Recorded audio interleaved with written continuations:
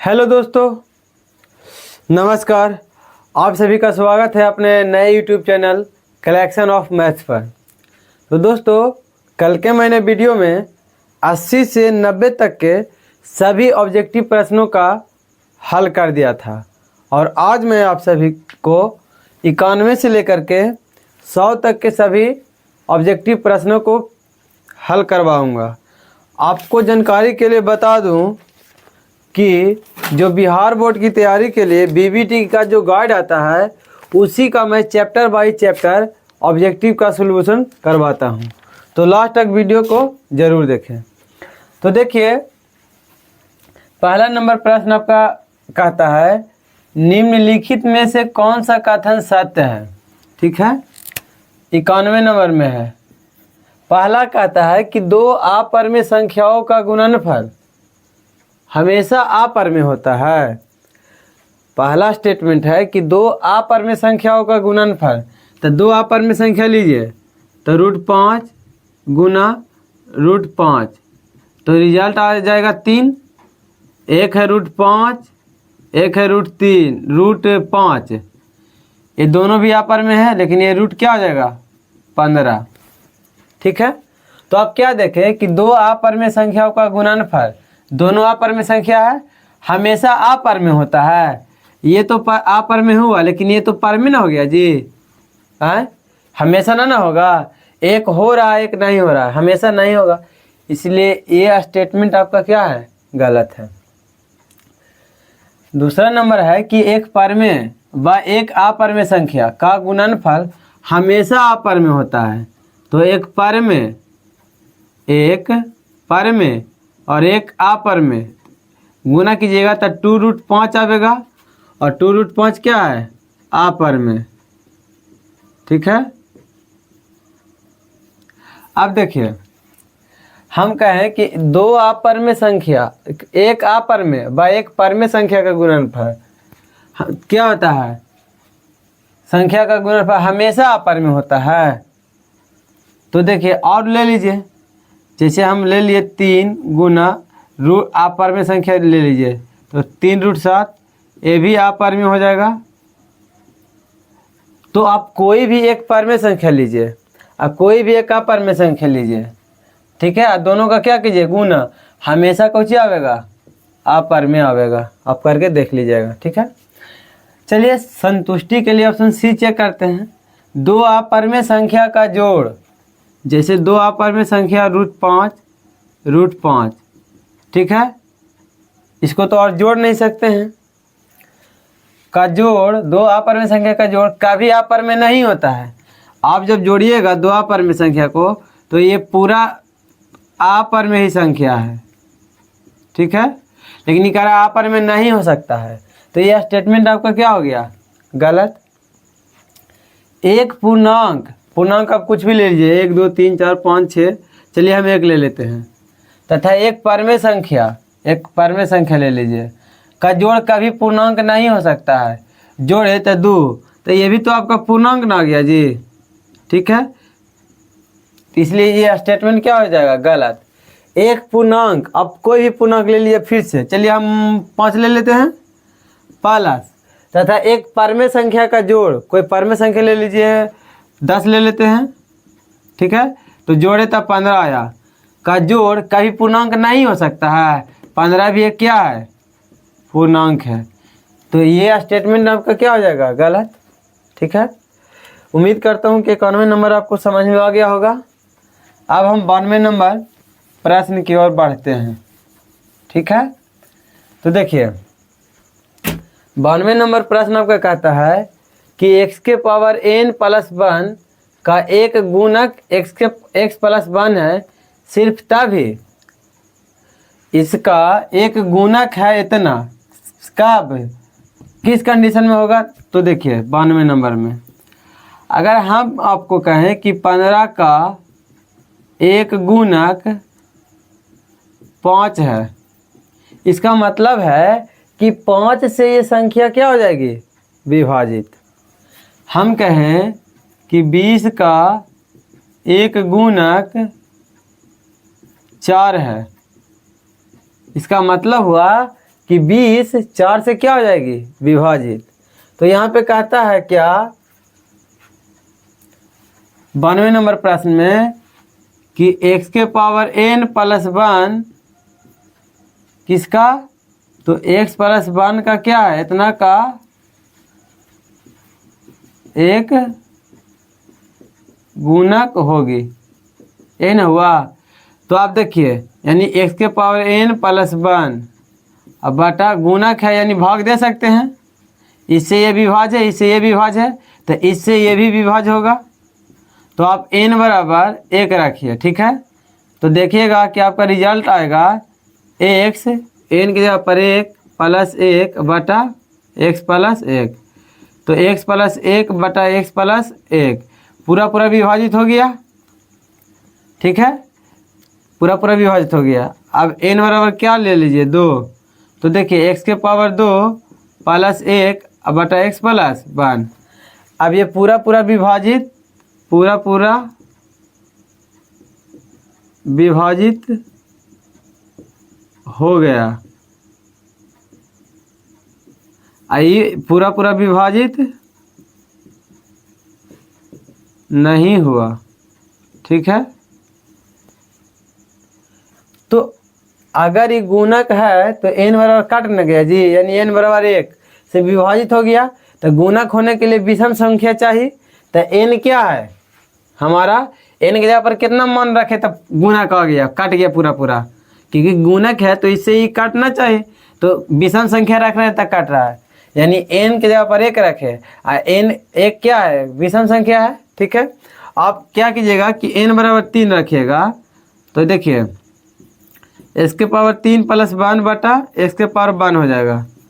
आप a plus B के whole cube, ठीक है, a प्लस बी के होल क्यूब पर तोड़ दीजिएगा इसको, तो x के पावर होल 1 के पावर 3 बटा x के पावर 1। आप जब इसको हल कीजिएगा तो ये पूरा पूरा क्या हो जाएगा, काट जाएगा, यानी विषम संख्या रखना पर। तो इसीलिए हम कह सकते हैं कि तभी से हो सकता है जब n क्या है, n एक विषम पूर्णांक है, ठीक है।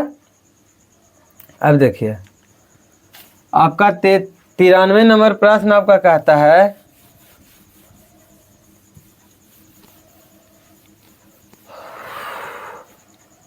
निम्नलिखित में कौन अभाज्य संख्या है, ठीक है।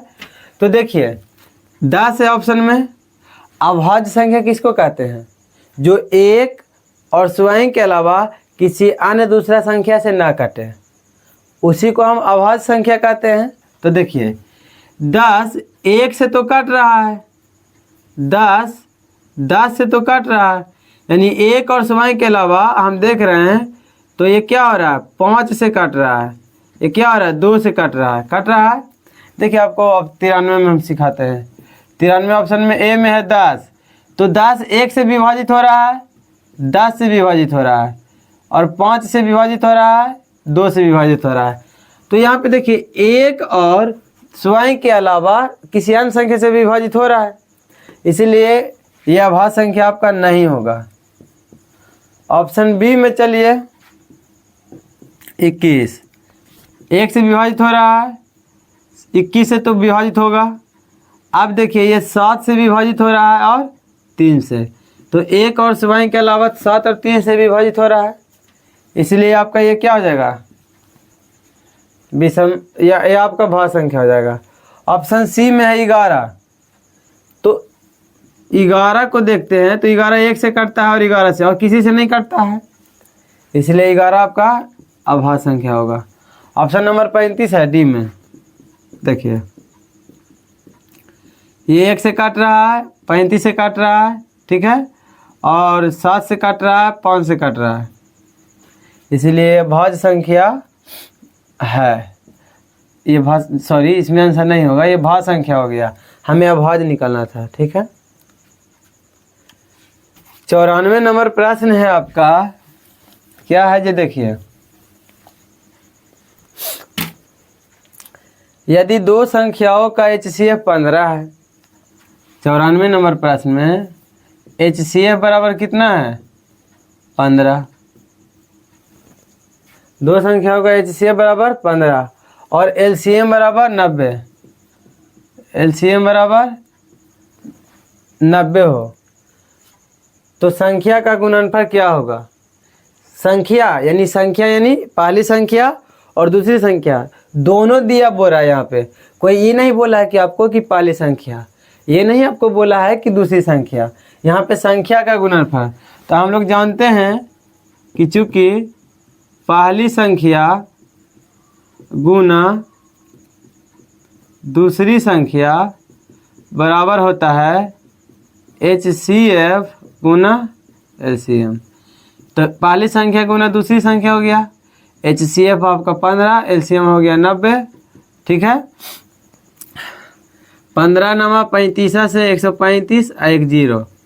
जब ये दोनों संख्या का गुणनफल अब कितना आ गया? 1350। ठीक है, अब देखिए 95 नंबर है आपका क्या? पाई। तो देखिए पाई बराबर जो होता है 3.14141414 इस प्रकार से डॉट डॉट डॉट होता है। ठीक है, इसलिए पाई आपका क्या हो जाएगा? अपरिमेय संख्या। लेकिन जब भी आपसे एग्जाम में पूछ ले 22/7, देखिए ये आपका हो जाएगा अपरिमेय संख्या।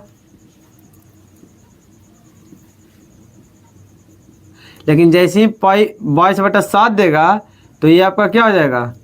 परिमेय संख्या, याद रखिएगा। ठीक है, पाई का मान 22/7 हम लोग मैथ में सुविधा की दृष्टि से लेते हैं ताकि हमारा जो कैलकुलेशन हो कुछ आसान हो जाए। ठीक, अब देखिए 96 नंबर है √7। तो आपको पता होगा कि √7 का तो कोई वर्गमूल नहीं निकलता है। तो जब वर्गमूल निकलेगा नहीं तो इसे P/Q यानी बटा के रूप में लिख नहीं सकते हैं। जब P/Q के रूप में नहीं लिख सकते हैं तो ये आपका क्या हो जाएगा? अपरिमेय संख्या। 97 नंबर प्रश्न आपका कहता है निम्न में कौन सा परिमेय संख्या है? तो देखिए हम अभी क्या बताए आपको कि पाई एक अपरिमेय संख्या है, तो ये तो परिमेय होगा नहीं। √7 भी अभी बताया आपको कि अपरिमेय संख्या है, तो ये परिमेय होगा नहीं। सी में देखिए 16 का वर्गमूल निकलता है 4, 25 का वर्गमूल निकलता है 5। तो 4/5 को हम लोग P/Q के रूप में लिख सकते हैं, इसलिए आपका ऑप्शन नंबर सी होगा। संतुष्टि के लिए ऑप्शन डी चेक कीजिए।